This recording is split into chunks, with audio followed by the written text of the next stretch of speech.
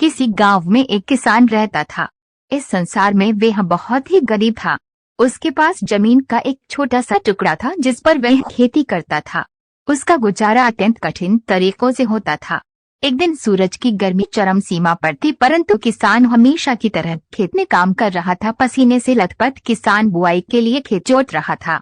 इसी बीच खेत में खुदाई करते समय जमीन से एक बड़ा सा लकड़ी का बक्सा मिला।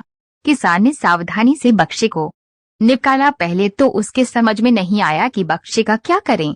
आखिर उसने बक्से को खेत से बाहर रख दिया। उसे साफ करके जो रोटियां वह घर से लाया था वह बक्से में रख दी और अपने काम में जुट गया। दोपहर को जब वह खाने के लिए रोटियां निकलने के लिए बक्से के पास गया तो हैरान रह गया। उसमें रोटियां ही रोटियां भरी हुई थी। तब किसान को पता चला कि वह जादुई बक्सा था। उसमें जो भी चीज डालो उसका 80 गुना होकर बाहर आता। जैसे एक मूंगफली का दाना डालो तो तुरंत उसमें से 80 दाने निकल पड़ते। किसान ने तृप्त होकर खाना खाया और उसके बाद किसान संतुष्ट होकर बक्से को घर ले आया। बक्सा मिलने के बाद किसान बहुत खुश था। उसे लगा कि उसके सब दुख अब दूर होंगे। वह लालची नहीं बल्कि धैर्यवान व्यक्ति था। उसने बक्से का दुरुपयोग नहीं किया। उसे जब भी किसी चीज की जरूरत होती तो बक्से से तुरंत प्राप्त कर लेता। समय गुजरने के साथ साथ उसके बक्से के बारे में गांव के जमींदार को पता लगा। जमींदार बेहद लालची था और उसे लगा कि ऐसी ही जादुई चीज पर तो उसका अधिकार होना चाहिए। उसके आदेश पर जमींदार के लटित किसान को पकड़ कर ले आए।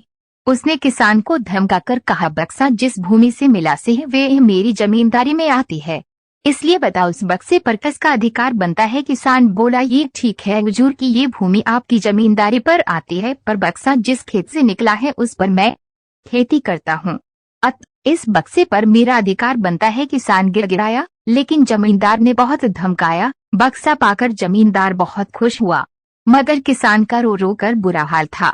जमींदार की अब चांदी हो गई। वह जो चाहता बक्से में डालता और उसे कई गुना पाकर खुश हो जाता। कुछ लोगों ने जादुई बक्से की खबर मंत्री जी के पास पहुंचा दी। पहले तो उसे विश्वास नहीं हुआ, फिर उसने अपने विश्वस्त सेवक को बक्से की सच्चाई परखने के ले भेजा। वहां जो उसने बक्से का जो जादू देखा तो वह मंत्री के पास जाकर सारी सच्चाई बता दी। मंत्री ने जमींदार को बुलाया, फिर उसे डराते हुए कहा, हमें पता चला है कि तुम्हारे पास एक जादुई बक्सा है, उसे तुरंत हमारे हवाले कर दो। इसी जादुई बक्से को हाथ से निकलते हुए देखकर जमींदार की हालात खराब होने लगी। उसने मंत्री जी से बहुत विनती की, पर मंत्री नहीं माना। बक्सा पाकर मंत्री मतवाला हो गया। विरोधियों को ये अच्छा मौका मिल गया।